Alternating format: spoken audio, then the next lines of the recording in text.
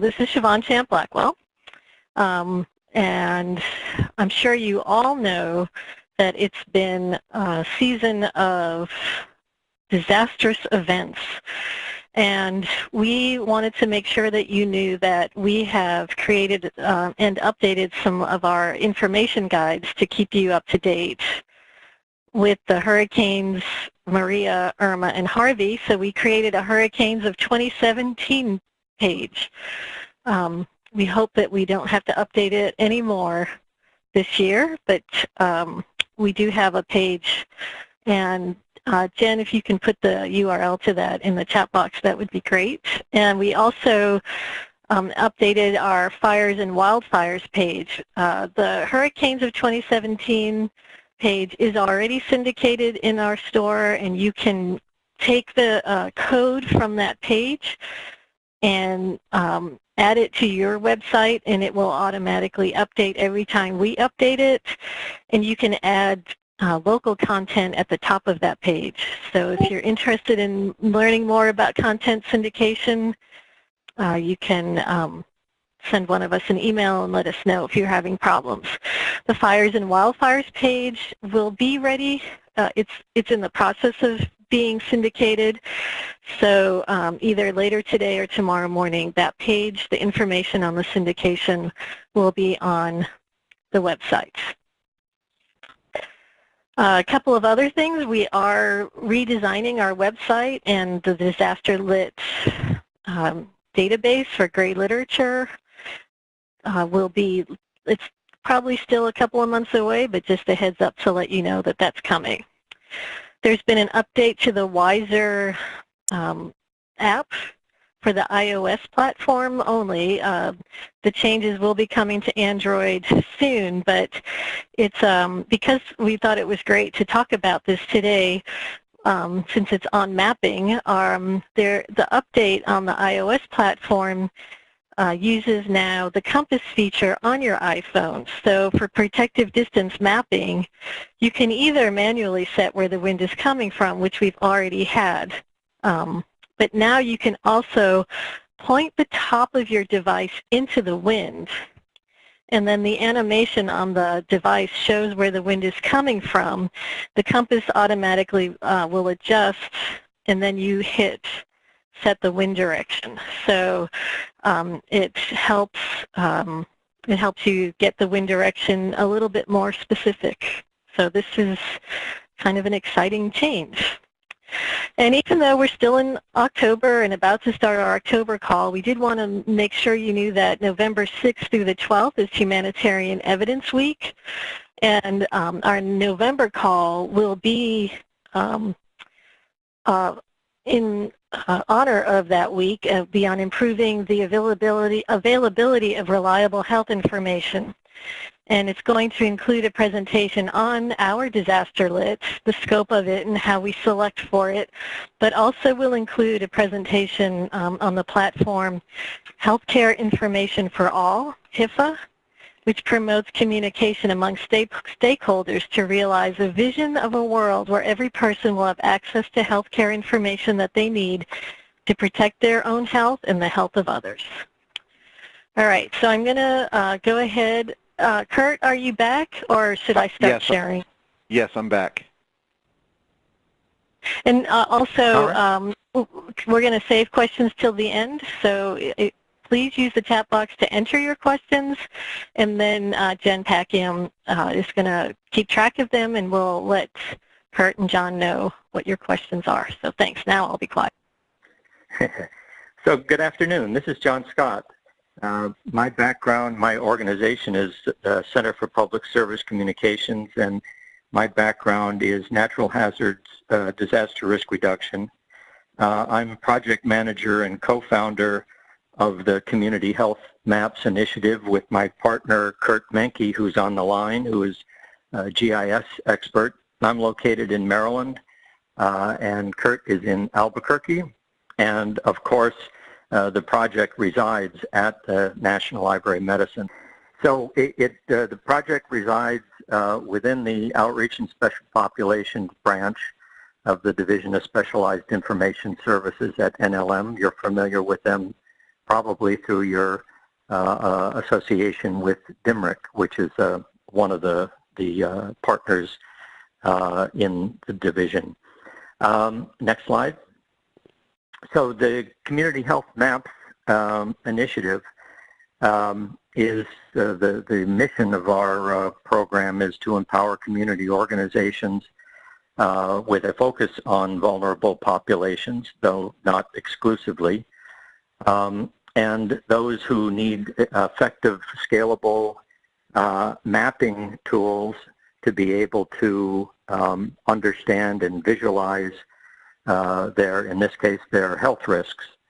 And for those who lack resources for what has been the historical types of GIS software and platforms that are expensive to purchase and subscribe to and train. And I usually take a minute to identify a little soapbox issue that we have. I think when you go through this slide presentation, you'll see an immediate value, perhaps to many of your programs, of the kind of mapping approach that we've taken. What we want to call your attention to is what we see as the particular value of our approach, and that is that historically mapping and other health information technologies with respect to vulnerable communities, mapping tends to have been done to them or on behalf of them historically, whereas now with the approach that we've taken and with open source tools, mapping can be done with communities and by communities on that level, so that there is a much more active, or potential for much more active engagement with the community, and the communities themselves are able to better understand their risk, visualize it, and use that information to advocate for services that might be designed to reduce the risk. Next slide. So just very briefly, because this is an NLM funded initiative, its relevance to the NLM mission we think is obvious, but NLM seeks to collect and maintain and make available the world's biomedical information. And one way to understand information better, as we've come to learn, is to be able to visualize it. Kurt, in some of his slides, will make that more clear visually. And so we find ourselves very comfortably within NLM's family, and the partnership has been a good one. Next. Now I'll turn it over to Kurt. All right.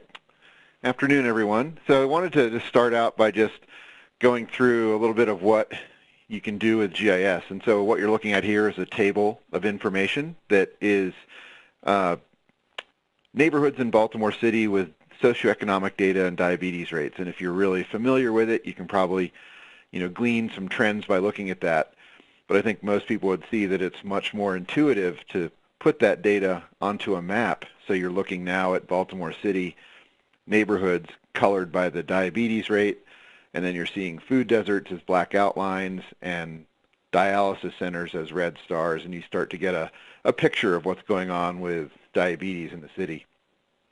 And it's been estimated that somewhere 60 to 80% of all data has some kind of geographic component to it. And by geographic component, I just mean something that could be mapped, like the state or an address or the county or the block group or actual coordinates that would allow you to put that data onto a map. And once the data is on a map, then you can start answering spatial questions of your data. So, and putting the data into context and doing things like measuring how far things are from one another. So especially thinking about the issue of access to care, for example. And then you can start doing even more powerful things. So you can do small and even large spatial analyses. So here the red line is where a tornado touched down, and if you know that the tornado did damage in a mile of where it touched down, you can do what's called buffer that storm track and see where the tornado would have done damage, and then identify the yellow parcels that might have been affected. So this is a a very simple analysis, something you can do in a few seconds, but it's something you can only do if you have the actual spatial data on a map. So what we've developed as community health maps is essentially a workflow using existing low-cost and open-source tools. And it basically has three components. The first we'll go through is mapping community data with smartphones and tablets.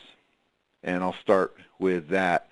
So we are recommending that people now use smartphones and tablets. And one reason for that is that they're intuitive and everyone is comfortable with them and they're getting more ubiquitous.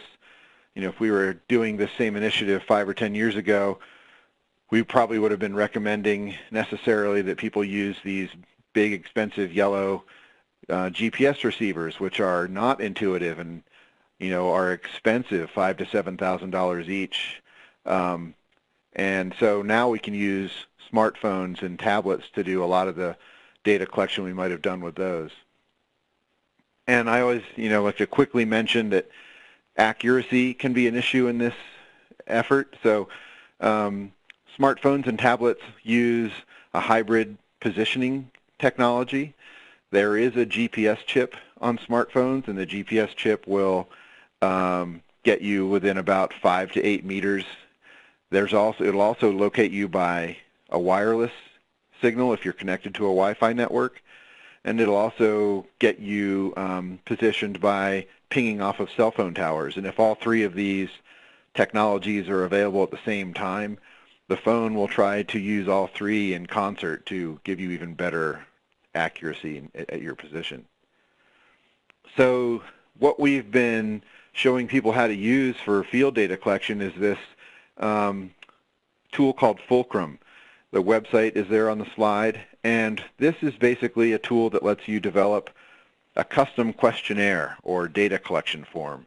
And you can develop, you're seeing a little animated GIF here that shows how it works when you're developing a form, and you can pretty much set it up to collect any kind of data.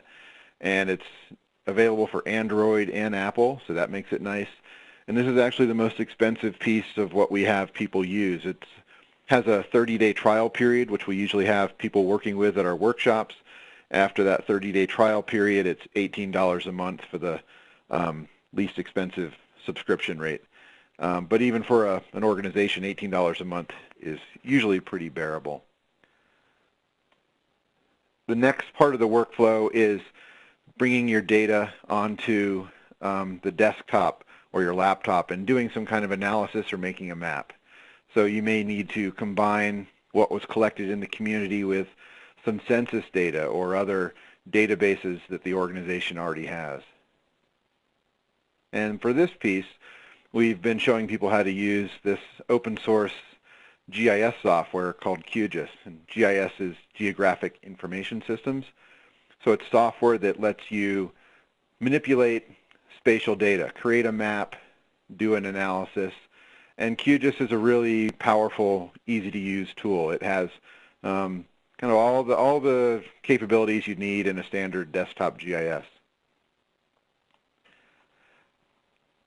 The third leg of the workflow is web mapping. And so often these days, it's really nice to be able to put a final map onto your web page as an interactive map. And by interactive, you can kind of think of a Google map where you can zoom in, zoom out, and even turn layers off and on. So this would be kind of a final data dissemination piece. So we were looking for something that would be very intuitive because we don't expect our audience to be programmers. And so we've come across this tool called Cardo. And this is a tool that offers a free account that doesn't time out. So you can use the free account for quite a few purposes. And you upload your data into your account. It goes into the cloud account there. And then it has tools for visualizing that data and then sharing or publishing the map. So here you're seeing that same map of Baltimore City and the diabetes rates built in Cardo. And so you can see when you're online, you can zoom and pan around and turn layers off and on, and you can click on things and pop-ups will appear. And this is all configurable, and we can usually show people how to do a basic map like this in 30, 40 minutes. It's pretty straightforward and intuitive.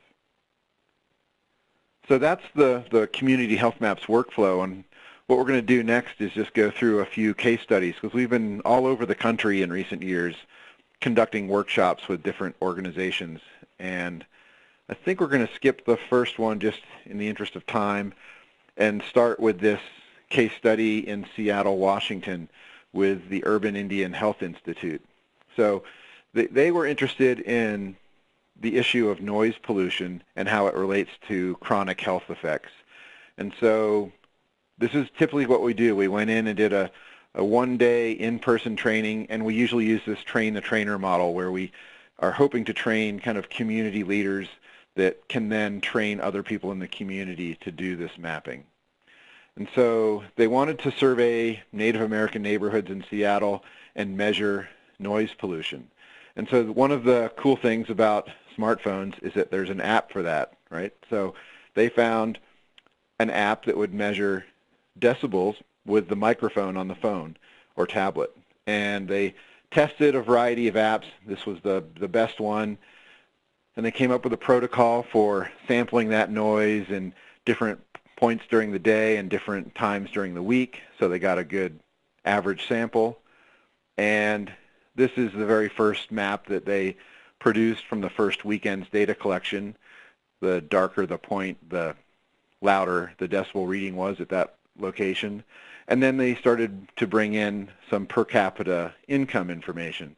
So this is a map produced in QGIS, and we often call this a hypothesis generating tool, so they can collect the data and bring in this per capita income and just see if they're starting to find any trends that might require more investigation. Another project that came out of Seattle was working with the School of Public Health at the University of Washington. They have a capstone course program there that the students do on the final semester, where they spend the semester doing a project of their own design. And so John and I went up there and taught a workshop and tried to get students interested in using community health maps for their capstone project. So we had 6 students that ended up doing that and incorporating community health maps into their capstone research. And 2 of the most impressive, interesting projects were done by this woman, Amy Singh, on the left, who was looking at attitudes that Asian Americans have in Seattle, looking at whether they felt like they were part of a community in a heavily Asian neighborhood versus one that wasn't Asian dominated. And then Christina Yantsides on the right did a study looking at bicycle safety in Seattle. We've also been to Charleston several times and done workshops at the Medical University of South Carolina. We've had several, the final workshop there was hugely popular. We had 80 people show up, professors and students alike, and we had several projects that spun out of that workshop. And one was one of the first workshop attendees was a gentleman who works at one of the local high schools mentoring students. And he works at a high school on one of the Sea Islands outside of Charleston. And so I went one afternoon on their lunch break and showed these students how to use Fulcrum to collect data in their community. And they were interested in where the food comes from and where the fresh water comes from. And so they got really excited about it. They picked up on it on their lunch break, and they spent the semester mapping their island and thinking about where food choices come from. And the interesting thing from this is when these kids started actually getting out and collecting the data, it really caused them to think about issues that they might not have thought about otherwise, like where does the water come from, and what are the food choices, and how far do we have to go to get fresh vegetables and things like that. So that community involvement can be a really powerful piece. John, do you want to take this Zika curriculum slide and talk about that? Sure. Just briefly, what we developed, or what actually Medical University of South Carolina developed at our request, is a mapping initiative that enabled or focused on high school students to be able to map Zika risk in their community. For example, identifying where mosquito hatch might be, and then making that information available to their families and communities as a leadership tool. So that was pretty successful, and if you're interested, we do have the full curriculum that we'd be happy to share with you. Next. Okay, now we're going to talk, this one here is about the most disaster-specific project that we've done, and we're still engaged with it, and that is the King Tide initiative in Miami. It's throughout South Florida. It's actually everywhere, but they've coined the phrase King Tides to define those tides that are super high tides that tend to come in the fall, September, October, and November. And Kurt and I went down in September for the first set of tides, and we trained community leaders and residents with the full training program, but with a particular focus on the Fulcrum data collection initiative or part. And we then, during the high floods for September, mapped the water depth, the salinity, E. coli and coliform bacteria in yard, streets, and parks in a particular low-income neighborhood. That was pretty successful, and the training that we gave on that was an abbreviated training, only about 3 hours. And after 3 hours, we still had the community able to go and use their handheld devices to do the data collection. We went back just last week for the higher tides that were in October. Kurt and I needed boots the first tide. The second tide, we needed waders. And we were walking through yards and streets and children's parks in waders because the tides were so high, again, collecting that same information. And we demonstrated also how data collected, that kind of data collected could be combined with extant databases that could be overlaid, such as transportation routes or land elevation, socioeconomic makeup of the community. So that, for example, you could look at where children walk to bus stops or walk to school and what that route is relative to the depth of the tide or the bacteria content of the tides during the tidal high tides. Next slide. So our collaborators there were a pretty eclectic group, but came together quite happily. The Unitarian Universalist Justice Florida initiative, which kind of coordinated the neighborhood program along with New Florida Majority and the Quaker Earth Care Witness folks.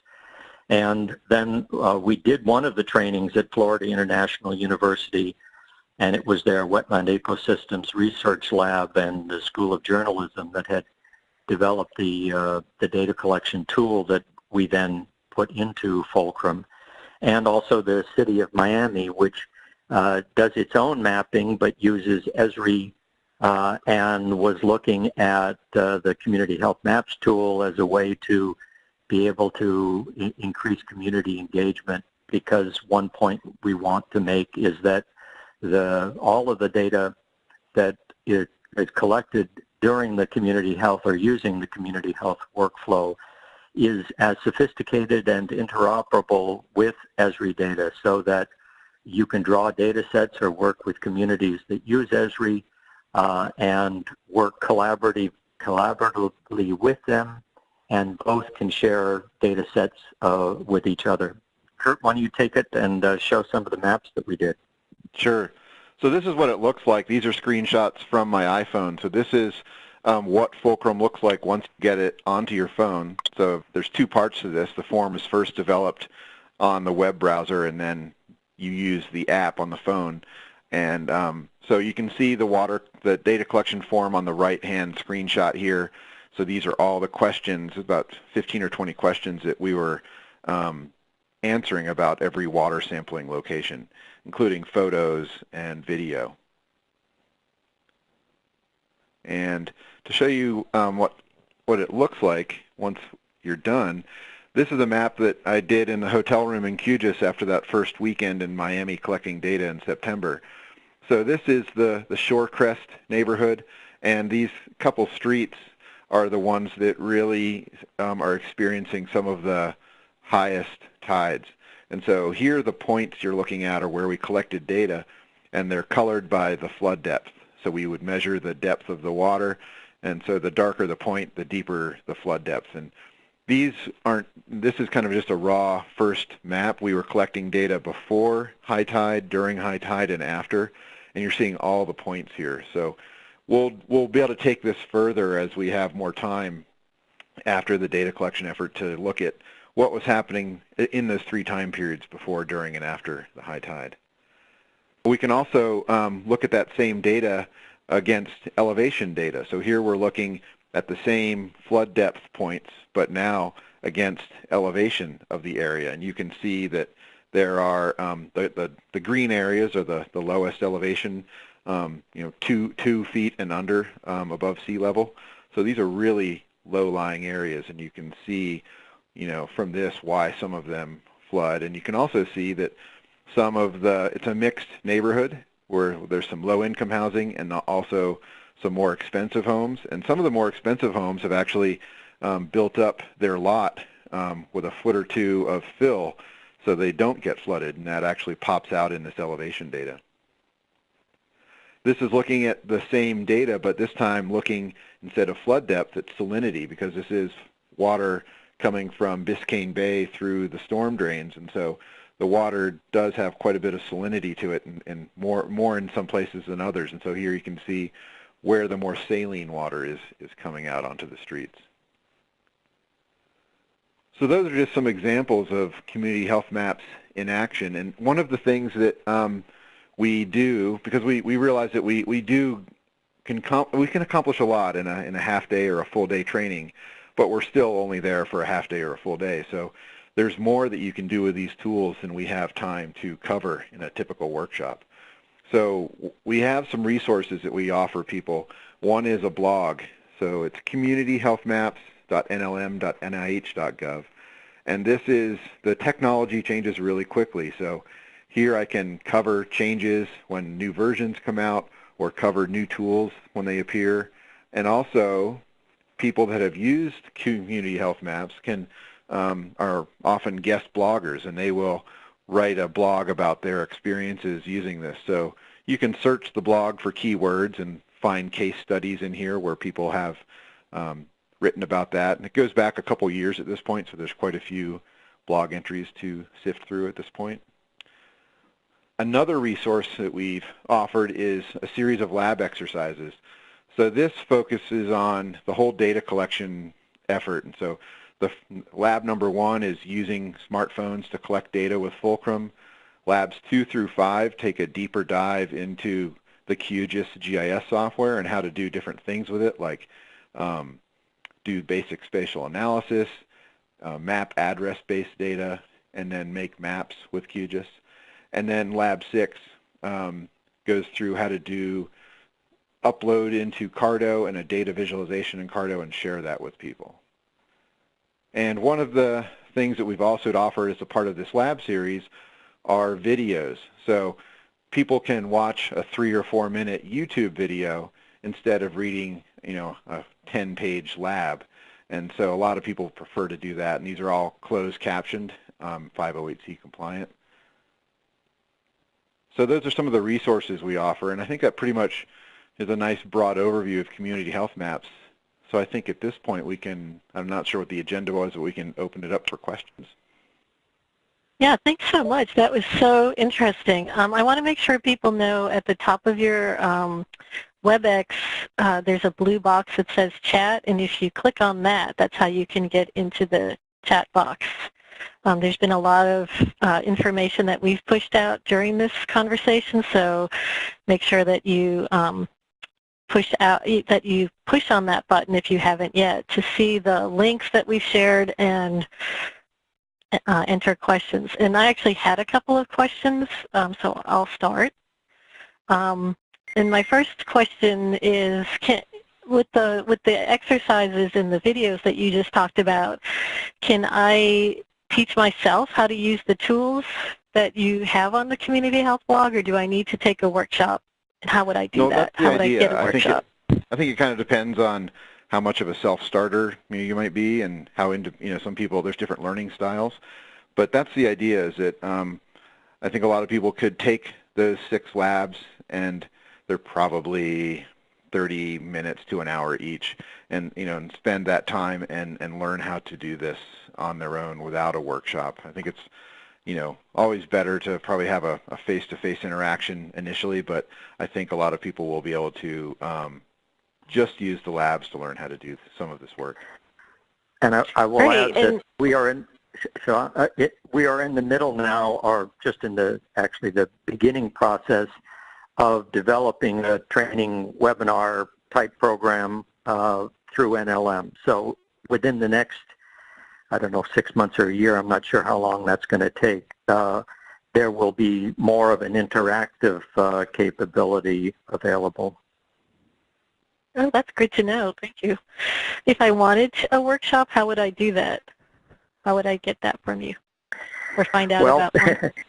The funding for the initiative comes from NLM, and so we have had, and NLM has been very generous over the years, helping develop this and train. What we've tended to do recently is a model of with the modest funds that we have, is use that for to get us to the training, and we're looking at opportunities to train trainers. So, for example, we've been to several schools of public health where we're training students and faculty. We're looking at training institutional memory, so that we're not training one-off kinds of things. So I suppose one of the things that could be done is, if you're interested, let us know. We can't accommodate everyone who's interested, and we can't even accommodate everyone who's interested who meets all the criterion that we might have. But we're happy to listen to what your interests are, and perhaps suggest ways of going forward with training. That's great. Thank you. Somebody has asked that you put your contact information in the chat box. It's on I actually just gave you back the controls. Maybe I did that prematurely. Well, you can still use the chat box, but I'll just put them in the chat box for you. And then I'll ask one more question, and then I'll let Jen take over the question part. And that was, how did you decide what questions to ask in that TIDES project, where you were showing how you had your list of questions that you then gathered the data? So how did you determine those questions? That was done in cooperation with the city of Miami and Florida International University. What Kurt did really was help them organize it into a fulcrum form, but the kinds of questions that they were asking, in this case, it was water depth, it was salinity, it was bacteria, collecting bacteria samples, it was the location, it was the name of the data collector, and then we had photo. We didn't have enough time to show you the whole thing, but you can add photos or video or audio or a number of things to that fulcrum form. So in each case, when we took a water depth, we took a photograph of the yardstick in the water, verifying that that was the depth. When we took the salinity reading from the water that we took, then we took a photograph of the refractometer that had the saline content. But that was all done and chosen by particularly Florida International University. but I'll make a particular point where I think the particular value of Fulcrum is that it's easy, it's a drag and drop way to develop the tool. So again, going to the importance that we feel of working with the community or empowering the community, you can sit together with community members and ask the kind of questions, ask the community what are the kinds of questions that they want answers for, and then collaboratively develop that set of questions, whatever your mission is or your particular project is. Great, thank you. I saw one question about data security that I could field, because that's always an issue. So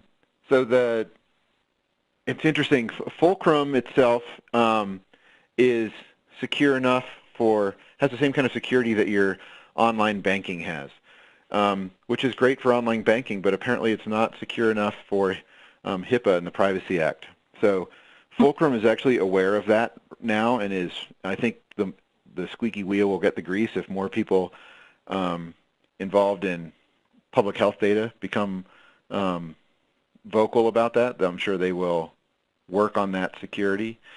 QGIS itself is just a desktop piece of software, so it's as secure as your system is. It's all the data would be local on your machine, so that security for that doesn't really come into play, and since it's not online. And then Cardo is another online tool, and when you upload a data set into Cardo, it depends on your licensing level. I believe the free account does not allow you to lock down a data set and make it private. I think it's public by default. But with a higher subscription level, I think even $25 a month, you can get to the point where you can make data sets private, and then they are not visible to other users.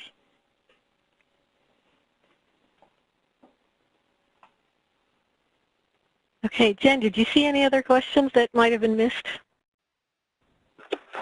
No, I think we've answered everything. You've got the links to the YouTube and also to the labs, which were the other things that people wanted.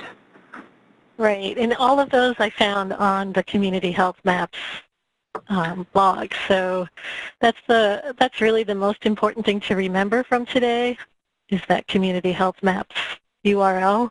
And also this will be, the recording and the slides will be added to our website.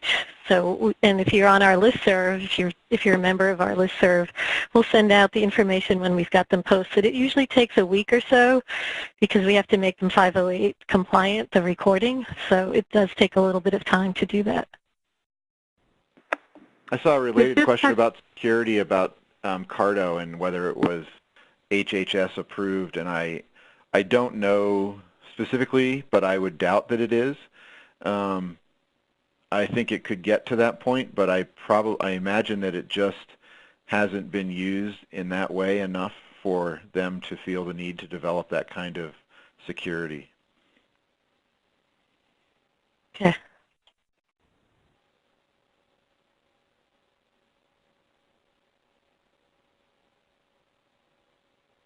Oh, and I saw a question, how to get on the listserv. If you go to the blog, and the blog is, the URL for the blog is on the slides, sign up there. Oh, so John, you also have an email for the blog, so when you have an update, you can subscribe to the blog and get an update? Correct. Yeah. Okay, great. So, yeah, so I put in the information on how to join the listserv for Disaster Information Management Research Center, and we'll send out the information about when the recording and the slides are on our website. But you can also then go to the blog and get updates. I can see it right there on the home page. There's just a box where you enter your email address, and you can get an update every time a new blog post is made. Right, and the resources link on the blog page is where the lab labs can be found. Great. Well, I think I don't see any more questions. You've covered a lot of information for us. I'm looking forward to when the training, when you have the training in 6 to 10 months that's in an interactive form, but meanwhile you do have these other wonderful resources and tools. And I hope that if anybody uses these in in the next 6 months, that you let us know. Get in touch with us on the listserv or with Kurt and John and let us know if you've used these tools. It's a really valuable resource that you've shared with us. And I will add one more thing to Kurt's earlier comment. Someone asked about, or you asked about whether it could be learned by taking the lab.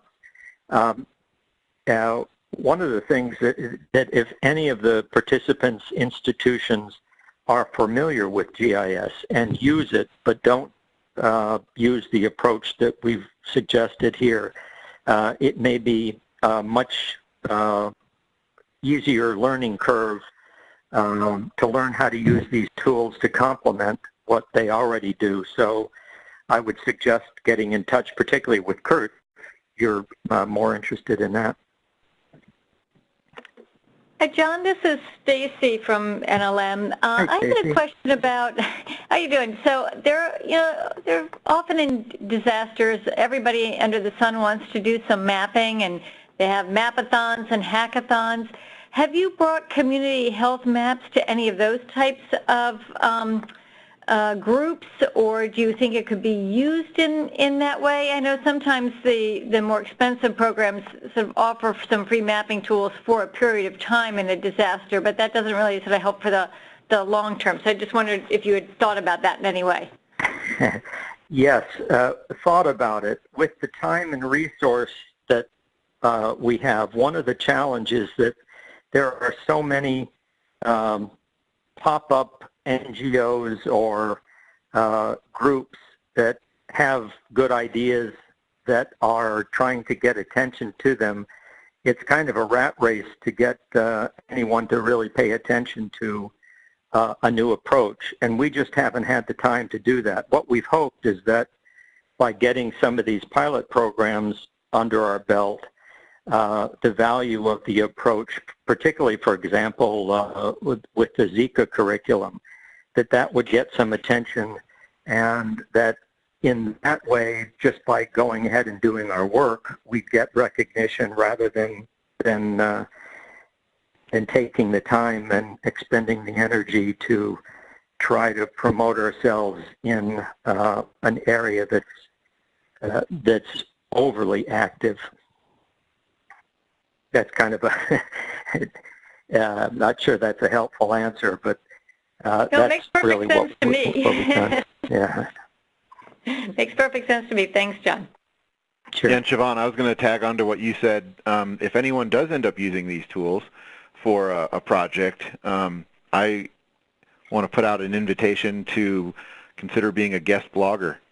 Just a 500, 600 word blog with some images of what you've done would be fantastic. We're always looking for people who have used this to share their experience with others. So. Oh, great. Thank you. All right. Wow.